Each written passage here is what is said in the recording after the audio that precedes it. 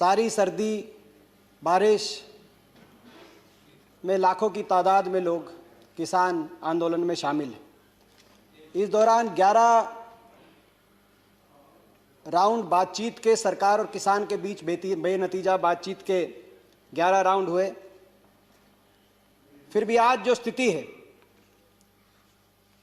टिकरी border पे पहली tractor trolley से आखिरी ट्रैक्टर ट्रॉली तक 4-5 लेन 17 किलोमीटर लंबा धरना, सिंगू बॉर्डर पे पहली ट्रैक्टर ट्रॉली से आखिरी ट्रैक्टर ट्रॉली तक 21 किलोमीटर लंबा धरना, अलग अलग गाजीपुर बॉर्डर पे बाकी जगह कई लाख लोग आज भी इन धरना स्थलों पर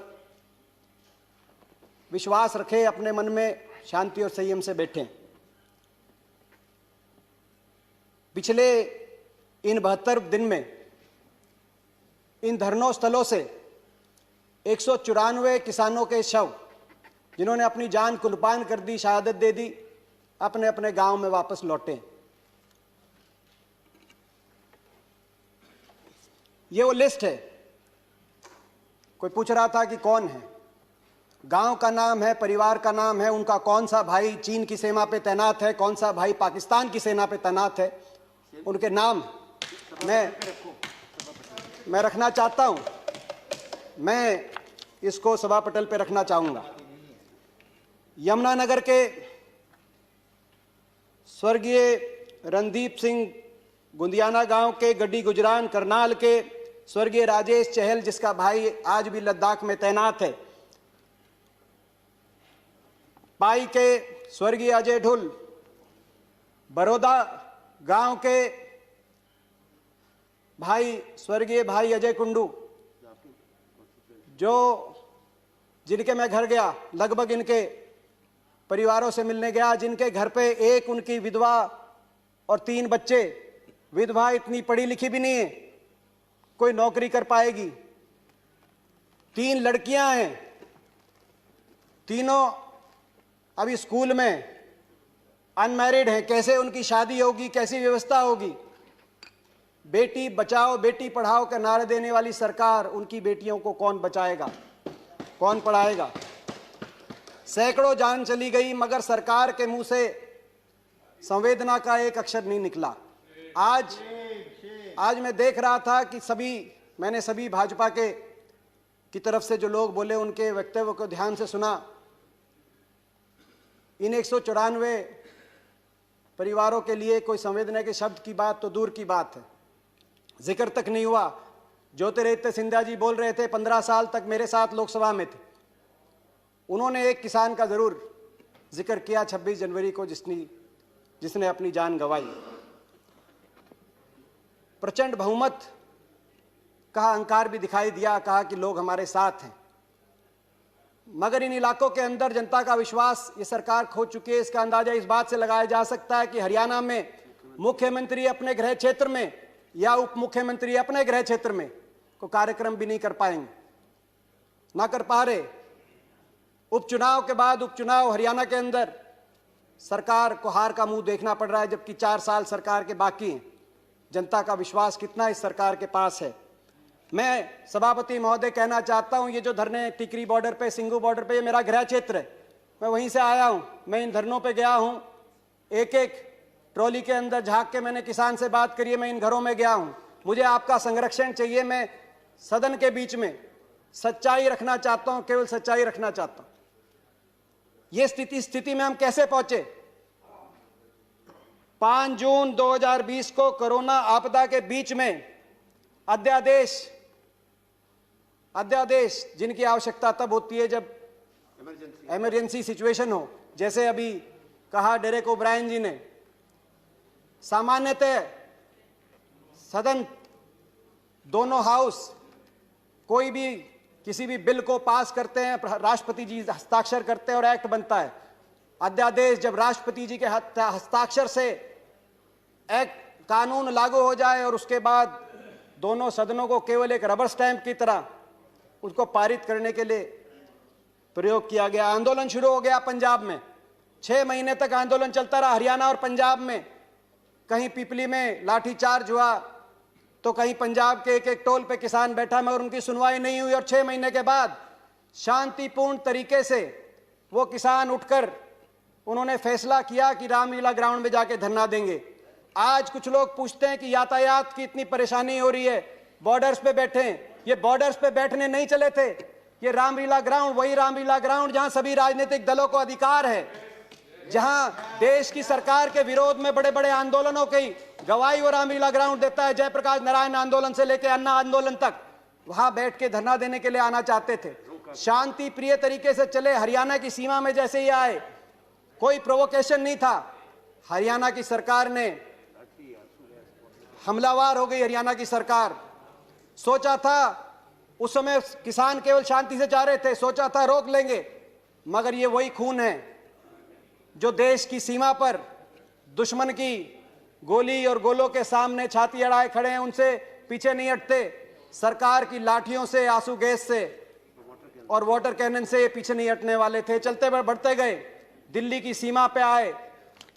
25 नवंबर को दिल्ली की सीमा पे पहुंचे। वहां पर देश की राजधानी की सीमा सील कर दी गई और वहां से धरना शुरू हुआ। उसके बाद सारी सर्दी, बातचीत पे बातचीत, तारीख पे तारीख, बेनतीजा बातचीत।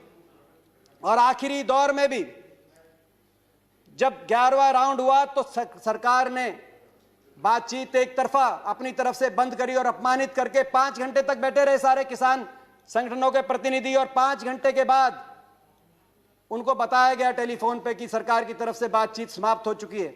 उसके बाद उठ के गए। 26 जनवरी की घटना का जिक्र हुआ। 26 जनवरी को जो कुछ भी हुआ, लाल किले पे जो हुआ वो असहनीय। कहीं कोई उपद्रव होता है, असहनीय। उसकी जांच भी होनी चाहिए, जो दोषी भी हो उनके खिलाफ कड़ी से कड़ी कार्रवाई भी होनी चाहिए। लेकिन न्याय का तकाजा है, दोषी तो बचे नहीं मगर निर्दोष फंसे नहीं। यह व्यवस्था है न्याय की हमारे देश में। 26 जनवरी की जब घटना आई तो इस घटना की निंदा सारे किसान संगठनों ने करी। उन्होंने सबने अपने आप को इस घटना से अलग कर दिया और कहा जो दोषी हैं उच्च स्तरीय निष्पक्ष जांच हो। तरह तरह के लोगों के नाम सामने आ रहे हैं। कई लोग कुछ राजनीतिक दल से संबंधित भी हैं, कई लोग कईयों के इलेक्शन एजेंट भी रहे हैं, मगर मैं आज उस विषय में नहीं जाना चाहता। उनके नाम सामने आ रहे हैं, सारे तथ्य सामने आए, दोषियों के खिलाफ सजा हो। सारे किसान संगठनों ने कहा उनकी बात पे यकीन किया जाना चाहिए। इसीलिए किया जाना चाहिए कि ये 2.5 महीने से बैठे, मेरे इलाके में बैठे, मेरे गृह क्षेत्र में बैठे। 2.5 महीने में पुलिस के थानों से आप पता करा लिए सभापति महोदय, लाखों की तादाद में बैठे हैं। किसी को तंग करने की बात तो दूर है, किसी की तरफ हिंसा की बात तो दूर है, किसी एक रेडी वाले से एक मूंगफली और एक केला भी अगर किसी ने छीना हो, इन किसानों ने किया हो, एक कंप्लेंट पुलिस में आई हो, या 26 जनवरी को भी किसी दिल्ली के थाने में एक कोई दुकानदार, एक कोई रेडी वाला पहुंचा हो कि ये मूंगफली भी ली है किसी ने, वहां जाके आप पता करिए। लोग कहेंगे कि किसान ने अपना भी हमारे साथ, अपने साथ साथ हमारा भी भोजन का इंतजाम यहाँ पे जहाँ पे बैठे हैं उन्होंने किया है। इनकी बात पे इसीलिए भी यकीन किया जाना चाहिए कि इन धरनों से 200 लाशें, लगभग 194 लाशें जब वापस गई, आदमी विचलित हो जाता है, उत्तेजित हो जाता है। गुलाम नबी आजाद साहब ने बड़े बड़े किसान आंदोलनों की याद दिलाई इस सदन को और कहा कि हर आंदोलन में सरकार झुकी थी, चाहे ब्रिटानिया सरकार हो या आजाद भारत की सरकार। और यह आंदोलन इसलिए अलग है क्योंकि सरकार झुक नहीं रही। एक और वजह से आंदोलन अलग है, चाहे वो पगड़ी समाल जट्टा आंदोलन हो 1905 का, चाहे वो चंपारण सत्याग्रह हो, चाहे वो बरदौली का आंदोलन हो गुजरात का। किसी आंदोलन में इतने किसानों ने अपनी जान कुर्बान नहीं करी जितने इस आंदोलन में किसान कर। मगर ये विचलित नहीं हुए, लाशें इन धरनों से अपने अपने गांव में जाती रही, विचलित नहीं हुए, शांति से संयम से बैठे रहे। इनकी नीयत का अंदाजा उससे लगाना चाहिए देश को। न्याय का तकाजा था, दोषी बचे नहीं और निर्दोष फंसे नहीं। लेकिन क्या हुआ इस घटना के बाद? इस घटना के बाद निर्दोष लोगों पर को निशाना बनाया गया। झूठे मुकदमे किसान पर, पत्रकारों पर। किसान आंदोलन को बदनाम करने के लिए मीडिया का एक तबका साजिशें और षड्यंत्र बड़े बड़े रचे जाने लगे। किसान की आवाज को कुचलने के लिए प्रचार तंत्र हमलावर हो गया, प्रचार तंत्र झोंक दिया गया। प्रजातंत्र नहीं, प्रचार तंत्र। आज ये प्रजातंत्र नहीं है, प्रचार तंत्र है। प्रचार से, प्रचार के लिए, प्रचार द्वारा प्रचार तंत्र। देशद्रोही बताया गया जो इन धरनों में बैठे हैं, देशद्रोही बताया गया। कहा कि आतंकवादी हैं, चीन पाकिस्तान से फंडेड हैं, गद्दार हैं। मैं पूछना चाहता हूं, जो बाप यहां बैठा है जिसको गद्दार बताया जा रहा है, देशद्रोही बताया जा रहा है, उसका बेटा चीन की सीमा पे तैनात है। अगर वो गद्दार है तो वो उसका बेटा क्या है? मैं सदन से पूछना चाहता हूं। मैं माननीय रक्षा मंत्री से पूछना चाहता हूं, ये जो दिल्ली के आसपास का इलाका है, हरियाणा, पंजाब, पश्चिमी उत्तर प्रदेश, राजस्थान, जय जवान जय किसान को चरितार्थ करती हुई भूमि, मुझे गर्व है। मैं इस भूमि का एक बेटा हूं, मैं किसान का बेटा हूं। ये भूमि, ये वही भूमि है। मैं केवल हरियाणा की बात करूं, हर 10वां सैनिक फौज का आज भी हरियाणा से। 20% हमारे खाद्य भंडार, आज हरियाणा का किसान मेहनत करके 20% खाद्य भंडार काम करता है। देश के लिए 40% मेडल, चाहे ओलंपिक हो, कॉमनवेल्थ हो, एशियाई खेलों में हरियाणा के खिलाड़ी लाने का काम करते हैं। जब ओलंपिक में और एशियाई खेलों में उस किसान का बेटा देश का झंडा ऊंचा करे, उस किसान का बेटा जब सीमाओं से तिरंगे में लिपट के शहादत देकर वापस आए, आज उस किसान को तिरंगे के ऊपर उपदेश दिए जा रहे हैं। मैं पूछना चाहता हूं, उससे ज्यादा कौन देशभक्त हो सकता है? मैं पिछले हफ्ते बताऊं, मैं अपने इलाके की बताना चाहता हूं, इस इलाके के बारे में। मैं पिछले हफ्ते में मेरे क्षेत्र में, मेरे गृह क्षेत्र में 3 डेड बॉडी आई, एक अरुणाचल से, एक लद्दाख से। सिवाना गांव बेरी के अंदर बीएसएफ के जवान शहीद सचिन, गांव जूडी कोसली के अंदर शहीद दीपक कुमार यादव, और खरखड़ा गांव के अंदर शहीद कैप्टन जगतार सिंह। 3 बॉडीज वापस आई, 3 बॉडीज देश की सीमाओं से वापस आई, शहादत दिए। और 1 दर्जन किसानों की, उनके परिजनों की डेड बॉडी दिल्ली की सीमाओं से उन्हीं गांव में वापस गई। मगर दुर्भाग्य यह है, उसी जवान को, उस जवान और उस किसान को आमने सामने खड़ा कर दिया गया है। उनके बीच में कंक्रीट की दीवार और कीलें लगा दी गई हैं। मैं कहना चाहता हूं सरकार से, दिल्ली की सीमा पर लगी हुई ये कीलें लोकतांत्रिक मूल्यों के ताबूत में सियासत की कीलों के रूप में आपने लगाई हैं। मगर यह भी मैं बोलना चाहता हूं, आपसे हृदय से बोलना चाहता हूं, लाठी तंत्र कभी लोकतंत्र को नहीं हरा सकता। देश का अन्नदाता कभी धनाढ्य और उद्योगपतियों का गुलाम नहीं बन सकता। इन कीलों को, इन नफरत की कीलों को, किसान इन नफरत के कीलों को जो उगाया है सरकार ने, नफरत की कीलों की जो खेती की है, इसकी भी कटाई किसान अपने प्यार की दराती से करना जानता है। इस सब के बाद भी सच आएगा। सच में ताकत है, सच आएगा। इंटरनेट, आज मेरे पूरे इलाके के अंदर इंटरनेट बंद है। आपके इंटरनेट, आपकी दीवारें, आपके पहरे, आपकी कीलें सच को रोक नहीं पाएंगी। सच बाहर आएगा, एक दिन सच जरूर आएगा और हम न्याय और अन्याय की लड़ाई जरूर जीतेंगे। एक आशा जगी थी प्रधानमंत्री, 3-4 दिन पहले एक बात आई प्रधानमंत्री जी की तरफ से कि मैं दूर नहीं हूं, एक टेलीफोन कॉल, मैं बहुत नजदीक हूं, एक टेलीफोन कॉल की इंतजार है। आशा कुछ जगी थी। मगर मैं पूछना चाहता हूं, उसके बाद 4-5 दिन से हुआ विपरीत।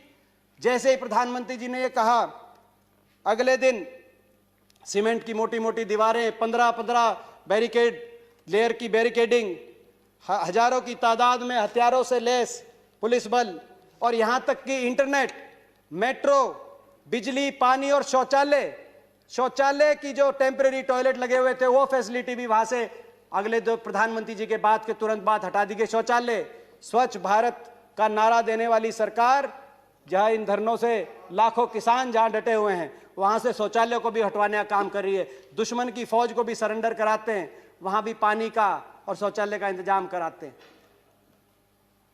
मैं पूछना चाहता हूं, ये कौन है? प्रधानमंत्री जी तो कह रहे हैं कि हम किसान के नजदीक है, बा एक फोन कॉल दूर हैं।